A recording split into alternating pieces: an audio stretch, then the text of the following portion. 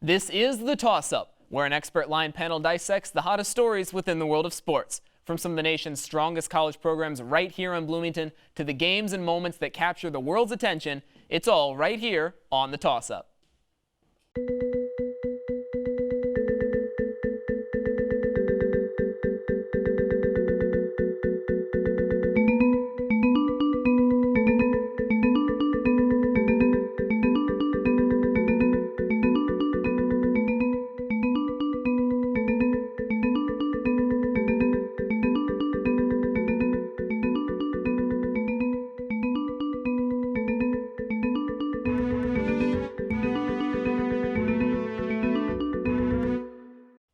The Councilman Billingsley Aquatic Center has been the home of legends, the home of champions, and as always, it's the home of the Hoosiers.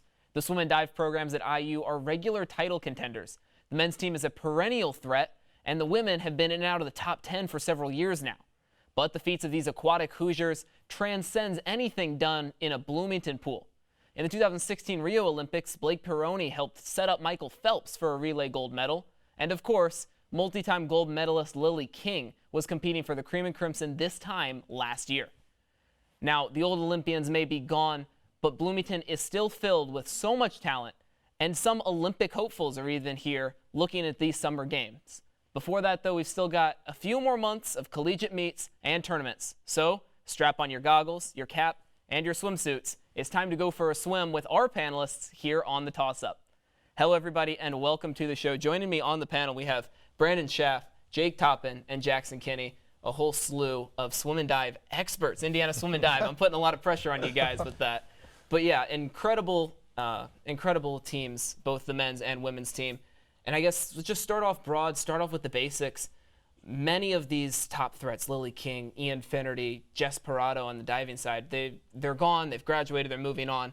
Who are some of the stars of these programs? Brandon, I'll go to you, that we can really look at and say these are the Hoosiers that are going to lead these teams. Yeah, well, first of all, Drew, thank you for having us. We're happy to be here, talk a little swimming and diving. We've had coverage for the team the whole year, and it's been really interesting to see as these dynamite swimmers like Lily King have gone out the door. Now she's going on to swim professionally, and obviously in the Olympics coming up this year. Swimmers like Mikey Calvillo have really had to step up. Those long-distance specialists winning 3 different meets. He has won both the 500 and the 1,000 free. So it has been fantastic to see that kind of production. And we'll see if he can keep that up going forward. Jake, who else? Any stars of the team? Yeah, you talk about all these big-name superstars leaving, but they're still here training with the team. So I think they give off their experience, and they provide that strength to the team to still, like you said, Mikey Calvillo in the 500 and the 1,000. I agree with that. But another person I look at is Muhammad Sami. He's one of the best swimmers on the team. Probably is the best men's swimmer on the team, and he dominates every event. So I would have to say Muhammad Sami. Yeah, Muhammad Sami is a great pick, and Drew, thank you again. For stars on this team, kind of look at the women's side real quick. Noelle Poplawski's having a great year for the women's swimming team, and freshman Cora Dupree, who's new to the team this year.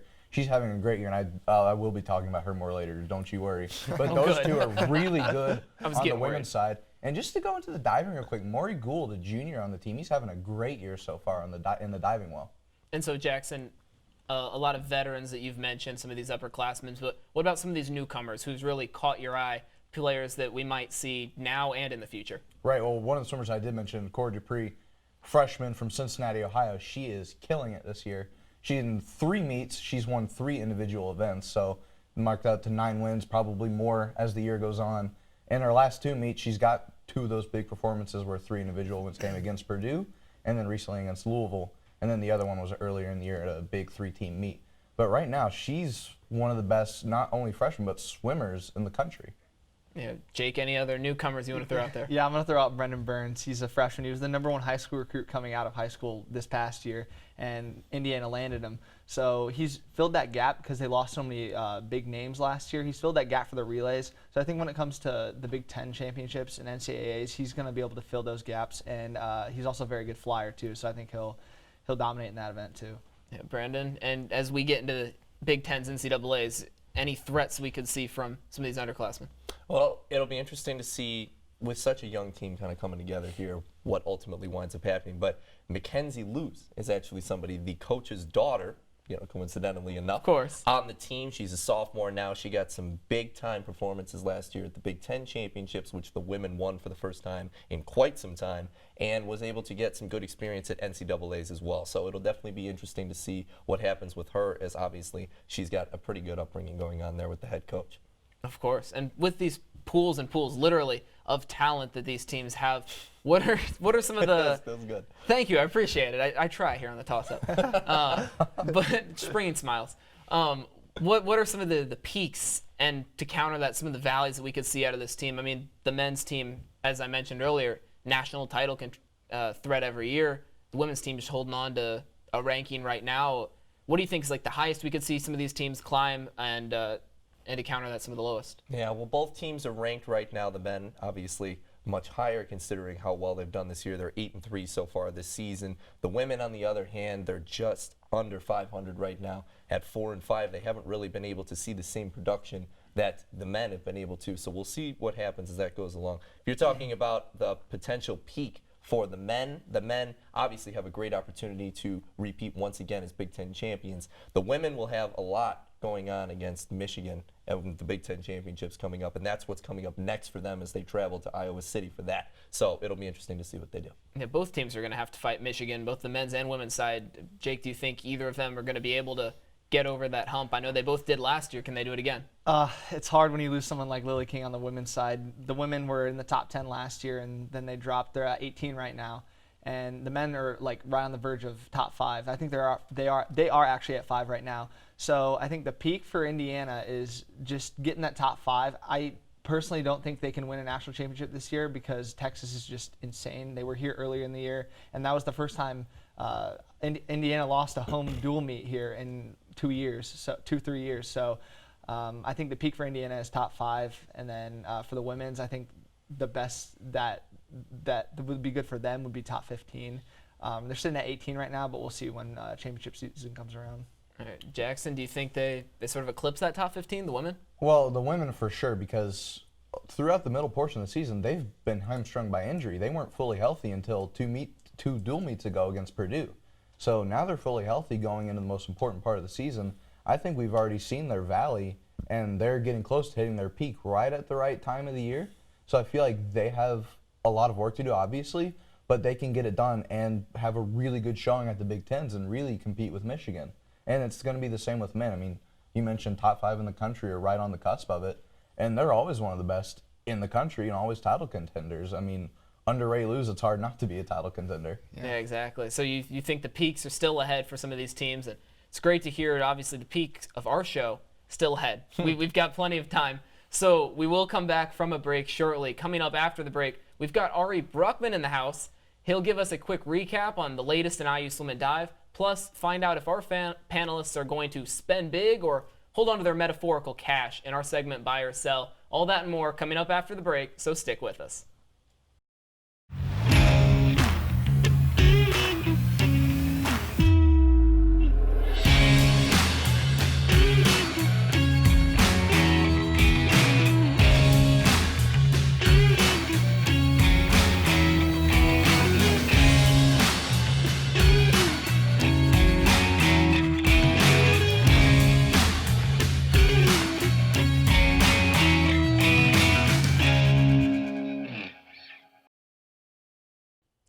After being able to perform a clean sweep of the Purdue Boilermakers in Bloomington 2 weekends ago, IU swimming and diving teams were able to split this past weekend's matchup in Louisville.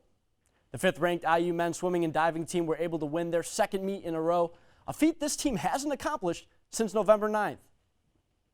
The men improved to 8-3 on the season as they notched their 2nd road victory over the 10th-ranked Louisville Cardinals by a final of 171 to 129.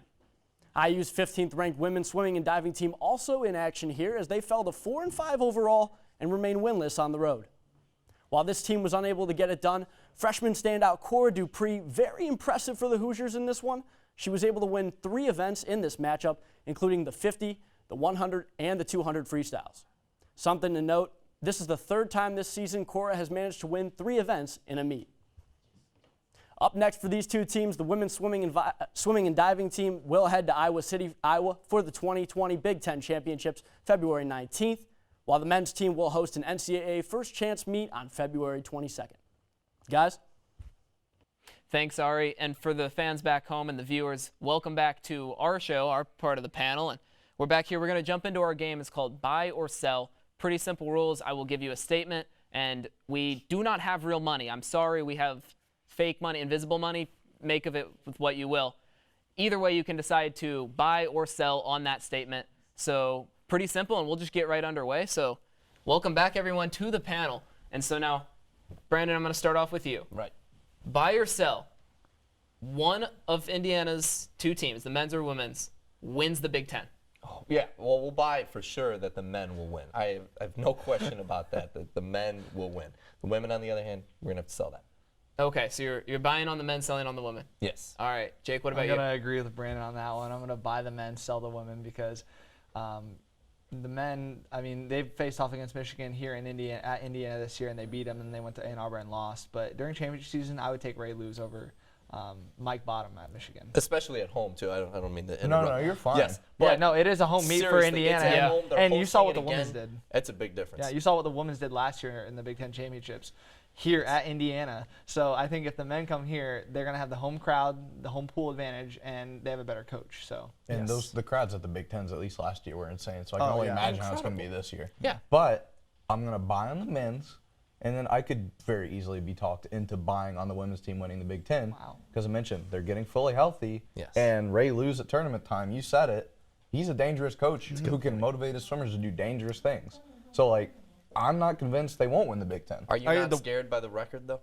No, not at all. Because once it gets to tournament time, Indiana kicks into a different gear. if you think about it, though, the record in swimming doesn't, like, to be completely honest, to me, it doesn't even matter. Like, 4 and 5, it's fine because they've had injury, like you said. And, I mean, when championship season comes around, Indiana is always here, and they're always competing. So I feel like I kind of threw it off the rails there on a simple buy or sell question. You're good. But, Yeah, you know. no, it's a good point. It's not often you see a sub 500 team still ranked in the top 25 competing with some of these title contenders. Right, So the those record rankings, may not be. those rankings show how respected a Ray Lewis coach team is. Exactly. Yeah. One of the things is about the women this year, they won't just be competing up against Michigan for the Big Ten championships. I think Ohio State is dangerous too. They have a good and deep team, and they got some pretty good freshman recruits. One which is from my hometown, her name's Aislinn Walsh. She's pretty good too, so I think that Ohio State can compete too. Yeah. All right, next buy or sell question. Now we're advancing to the national tournaments. In terms of individual national competitions, do we think that Indiana is getting 5 or more athletes to finish in the top 5 nationally in individual records? I'll say last year, for reference, Indiana had 6. 5 of them were seniors, and the other one is no longer on the team. He's currently training for the Olympics. So no returners in the top 5. Do we think, buy or sell, Indiana gets 5 more? See, I'm going to go sell right here because I think it's close. I could go either way on it. I think they'll have around 4 or 5, so I'm just going to stick on the lower side and be safe and say sell. Because, I mean, there are swimmers like Cora Dupree who I think are a lock to be one of the best swimmers in the nation and do well in any event she's in. And then Mohamed Sami's going to do well, but I think it's going to be close on that threshold. Yeah, I'm gonna sell it too. I'm like he said though. I think it'll be close. You really don't know. Like some of these people come out, and some of the swimmers come out of nowhere when it's championship season. So you can't really tell. Like last year, you had people like the big names that were like you just had so much confidence in them that they would be in the Olympics and stuff. Yeah. But I'm gonna sell it for right now. All right, Brandon. I, surprisingly enough, could actually buy this. I could see it. And the only reason being because there's so many young swimmers, especially this season on the men's and women's side, that have been doing such an exceptional job at getting those individual best times that I think that, as we talked about with Ray Lewis and the coaching, as we get into championship season, they really kick it up a notch. And someone like Cora Dupree, who as a freshman has just been absolutely annihilating the competition in some of these individuals. Seriously, she has 3 meets now where she's won at least 3 individual events. That is not easy to do, especially for somebody who is just getting used to going against all these Big Ten opponents. That's going to be big, so we're going to buy this. And a point real quick to where I could be flipped to buying into it is they have had 6 swimmers be awarded Big Ten Swimmer of the Week. So they have 6 swimmers who are being nationally recognized, at least by the conference. Exactly. All right. We're going to jump into some of our quick fire questions now. We're going to try and answer this in 20 seconds or less. If you can just do the name, go for it. But I want to hear from you. Jackson, I'm going to kick it back over to you. Okay. You've got one swimmer on Indiana's men's or women's team that you need to win you a race there in the moment. You can pick the stroke. You can pick the swimmer. Who is it? Cord Dupree in the 50 free. She has the best time on the team in that event this season. So, yeah. Young player to win it for you. All right, Jake. I'm gonna say Muhammad Sami, and I'm gonna put him in the 100 free because he always anchors the 400 free relay, and he does a fantastic job. And although this year when they swim against Texas, he competed with one of the top 100 freestylers in the nation, so I would say Muhammad Sami. All right. Can we pick a former swimmer? You can pick a former swimmer. Go if you'd into the like. past. Yeah, not Lily King. That's unfair. Okay.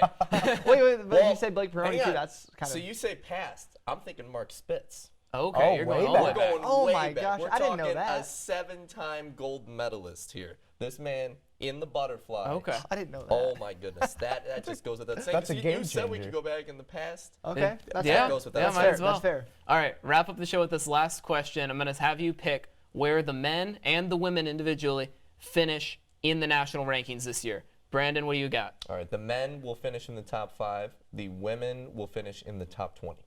Okay, so about where they're at now. Yes. All right, Jake. I'm going to be very specific. Men will finish right at 4. Okay. And women will finish, I'll say 17.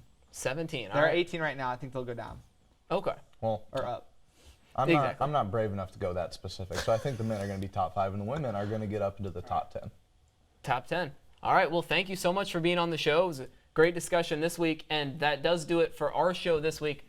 But thank you so much for tuning in, and be sure to continue the discussion on our Twitter page at IUSTV Sports and also on Facebook at IUSTV Sports. You can always give any suggestions for the show and ask any questions you might have. So toss it up, find out if we'll catch it. We'll see you next time.